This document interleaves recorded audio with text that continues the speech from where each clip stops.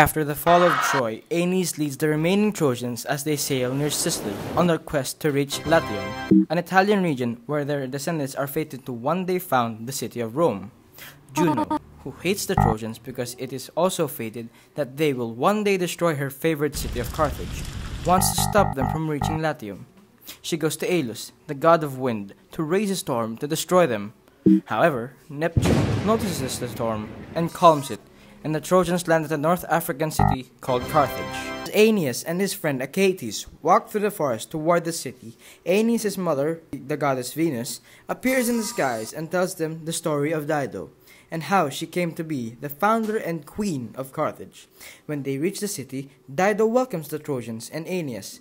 At the feast that night, to ensure Dido's hospitality toward her son, Venus sends down Cupid, disguised as Ascanius, to make Dido fall in love with Aeneas. At the feast, Aeneas tells the whole story of the fall of Troy and his wanderings, resulting in a long flashback. Aeneas describes how the Greeks tricked the Trojans with their gift of the Trojan horse, which secretly housed Greek warriors inside it.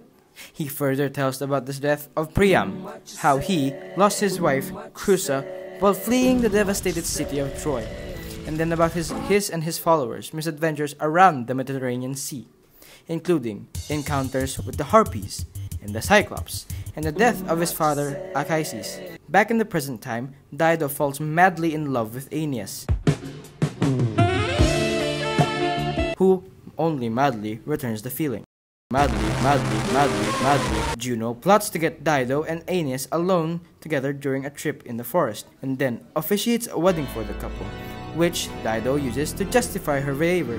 However, Aeneas doesn't even realize the wedding has occurred. When the god Mercury reminds Aeneas that he must go and follow his fate, Aeneas leaves Carthage with his men. Dido, devastated, commits suicide.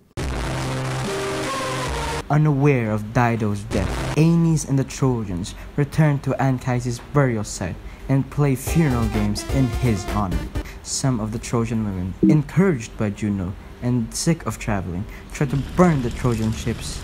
Aeneas stops them in time and leaves behind those who want to settle down. With his strongest followers, he continues to Cumae, near Naples, where Sibyl, an oracle, guides him to the underworld. There, he encounters Anchises' ghost and learns of the glorious city and empire his descendants will found, Rome.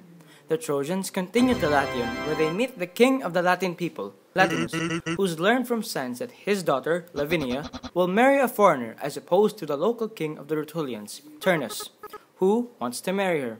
The Latins and Trojans are on the verge of making peace when Juno sends down Alecto, a fury, to cause conflict. Alecto turns Queen Amata against Aeneas, then fills Turnus with rage. The fighting and first deaths begin when Ascanius shoots a stag that was a beloved pet of some Latins.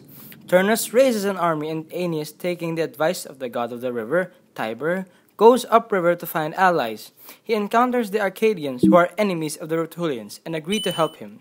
Evander, king of the Arcadians, sent his son Pallas to fight for Aeneas, and advises Aeneas to get the Tuscans on his side as well. While Aeneas is traveling, two Trojans, Nisus and Euryalus, make a brave night raid through the Latin camp, but Euryalus is captured and they both die when Nisus tries to free him. The next day, the Latins attack the Trojan fortress, and Ascanius makes his first kill.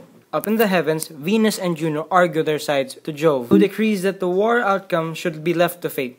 Aeneas returns to the battle with Tuscan troops to help him. Pallas fights Lausus, a youth his age on the Latin side, and the son of Captain Mezentius, but Turnus intervenes and kills Pallas, taking his belt as a trophy.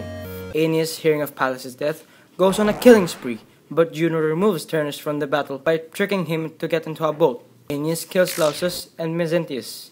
Aeneas plans a huge funeral for Pallas, and Evander mourns his son. Both sides agree on a 12-day truce. Among themselves, the Latins discuss how they want to make peace, but Turnus stirs up the fighting again. Camilla, the queen of the Volscians, comes to help Turnus in his fight, but the Trojan ally named Aruns kills her. Turnus decides he must duel Aeneas directly in a fight to the death. Amata, seeing the Trojans attack Lavinium, believes that Turnus has died and commits suicide. Aeneas and Turnus duel, but Turnus realizes he's missing his sword, which was made by the god Vulcan. He tries desperately to find it. Meanwhile, Jove asks Juno when she'll give up the fighting fate, and finally, she does. Aeneas wounds Turnus, who begs for mercy. Aeneas almost spares him, but then he sees that Turnus is wearing Pallas' belt.